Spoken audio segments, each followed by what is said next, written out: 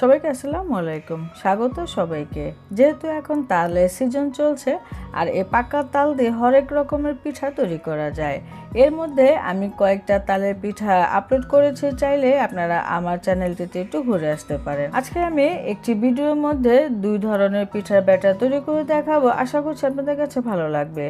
আর আজকে ভিডিওটি ভালো লাগলে লাইক শেয়ার কমেন্ট করতে ভুলবেন না। চলে যাচ্ছি পুরো রেসিপিতে। এখানে আমি একটি মিক্সিং বোল নিলাম, সেই সাথে এখানে 2 কাপ পরিমাণে শুকনো আতপ চালের গুঁড়া দিয়ে দিলাম। আপনারা চাইলে ভেজা আতপ চালের গুঁড়া ব্যবহার করতে পারেন। স্বাদ অনুযায়ী চিনি দিলাম, আমি এখানে 1 কাপ পরিমাণে চিনি দিয়ে দিচ্ছি, আপনারা চাইলে একটু বাড়িয়ে দিতে পারেন।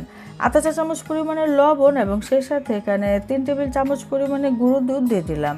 2 কাপ চালের জন্য আমি এখানে 2 চা চামচ পরিমাণে বেকিং পাউডার এবং 1/4 চা চামচ পরিমাণে বেকিং সোডা দিয়ে এই শুকনো উপকরণগুলোকে প্রথমে একটু ভালো করে মিশিয়ে নিব। তারপরে এখানে দিয়ে দিতে হবে তালের রস। আমি এখানে 1.5 কাপ পরিমাণে তালের রস দিয়ে দিচ্ছি, এটা ঘন তালের রস, সেজন্য 1.5 কাপ পরিমাণে দিলাম। যদি পাতলা হয় এখানে 2 কাপ পরিমাণে তালের রস দিয়ে দিতে পারেন, 2 থেকে আড়াই কাপের মতো। আর এই ঘন তালের রস কীভাবে বের করতে হয় আমি কিছুদিন আগে একটি ভিডিও আপলোড করেছিলাম, আপনারা চাইলে দেখে নিতে পারেন। এখন পিঠার জন্য একটি ব্যাটার তৈরি করে নিতে হবে। আপনারা চাইলে এখানে দুধ বা পানি যেটাই দিয়ে হোক সেটা দিয়ে ব্যাটার তৈরি করে নিতে পারেন।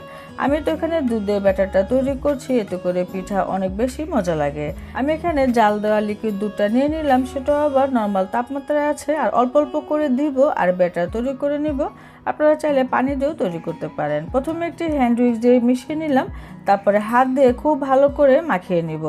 তো হাত দিয়ে খুব ভালো করে যদি মাখানো হয়, চালে যে দানা দানা ভাবটা থাকে সেটা কিন্তু চলে যায়।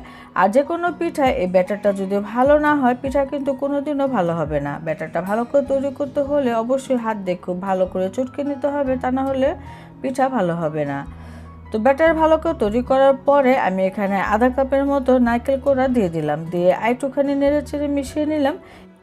এই ব্যাটারটা কিন্তু রেডি হয়ে গিয়েছে, এরকম ঘন থাকবে। আর এটা দিয়ে আমি কাঁঠাল পাতায় মুড়ে তালের কোন পিঠা তৈরি করেছিলাম, সেজন্য এই ব্যাটারটা এরকম ঘন। আর এই ব্যাটারটা দিয়ে কাঁঠাল পাতায় মুড়িয়ে তালের কোন পিঠা তৈরি করেছিলাম সেই ভিডিওটাও আমি 2 দিন আগে শেয়ার করেছিলাম, আপনারা চাইলে আমার চ্যানেলটিতে ঘুরে দেখে আসতে পারেন।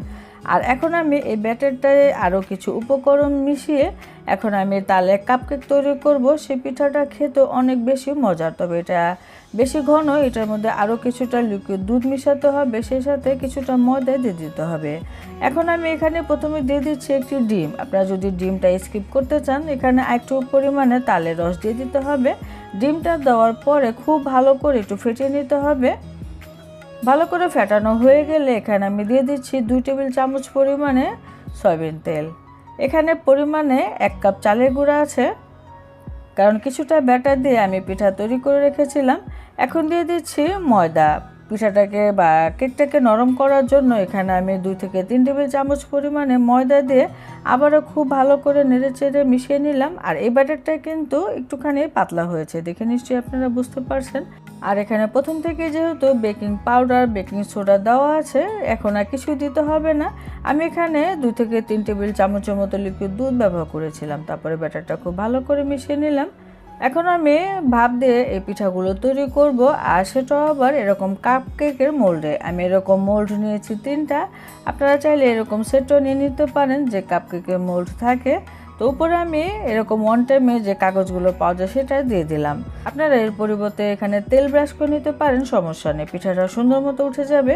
আবার যে কোনো পাত্রে এই পিঠাটা সেট করা যাবে, সমস্যা নেই। আপনারা চাইলে এরকম কাপও নিয়ে নিতে পারেন, তবে অবশ্যই একটু তেল ব্রাশ করে নিতে হবে, পরবর্তীতে পিঠা খুব সুন্দরভাবে উঠে আসবে।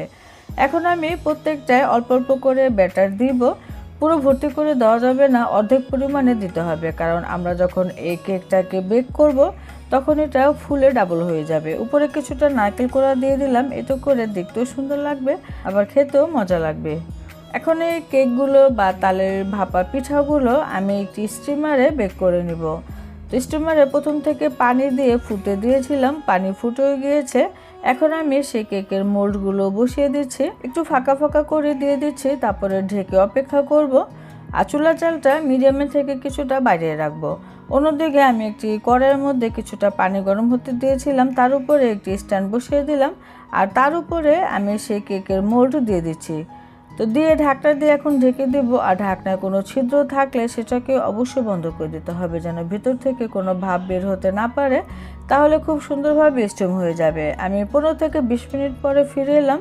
এর মধ্যে খুব সুন্দরভাবে আমাদের এই পিঠাগুলো হয়ে গিয়েছে এবং ফুলেও ডাবল হয়ে গিয়েছে, দেখে নিশ্চয়ই বুঝতে পারছেন। এখন আমি একটি কাঠি দিয়ে পিঠার একটু ভেতরে চেক করে নিচ্ছি যে পিঠাটার ভেতরে কোনো ভেজা ভাব আছে নাকি। কাঠিটা শুকনো এসেছে, এর মানে পিঠাগুলো খুব সুন্দরভাবে বেক হয়ে গিয়েছে। এখন আমি নামিয়ে পরিবেশন করছি। তালের এই ভাপা পিঠাগুলো দেখতে যতটা সুন্দর, খেতেও কিন্তু অনেক বেশি মজার। এত সুন্দর তালের ফ্লেভার আসে, আপনারা যখন তৈরি করে খাবেন তখনই বুঝতে পারবেন। আমি এখানে চিনির পরিমাণটা কম দিয়েছিলাম, তো আপনারা চিনির পরিমাণটা অবশ্যই একটু বাড়িয়ে দেবেন। আমারটা একটু বেশি কম হয়ে গিয়েছিল মিষ্টির পরিমাণটা। তো আমি এখানে 1 কাপ চিনি ব্যবহার করেছিলাম, আপনারা এখানে 1.5 থেকে 2 কাপের মতো চিনি ব্যবহার করবেন, তাহলে পিঠার মিষ্টিটা পারফেক্ট হবে। তো আমি পিঠাগুলো এখন পরিবেশন করে দেখাচ্ছি, কেমন হয়েছে আমাকে অবশ্যই কমেন্টে জানাবেন। আর যদি তৈরি করেন তাহলে তো বলবেনই যে পিঠার রেসিপিটি কেমন হয়েছে, কতটা নরম তুলতুলে হয়েছে। এখন আমি একটি কেক ভেঙেও দেখাচ্ছি ভেতরটা কেমন হয়েছে। ভেতরটা অনেক বেশি ফ্লাফি এবং নরম তুলতুলে, সব কিছু মিলিয়ে আলহামদুলিল্লাহ পিঠা খেতে অনেক মজার হয়েছিল। অবশ্যই তৈরি করবেন। তালের সিজন থাকতে থাকতে সবাই অনেক বেশি ভালো থাকবেন, সুস্থ থাকবেন। আজকের মতো বিদায় নিচ্ছি। আল্লাহ হাফেজ।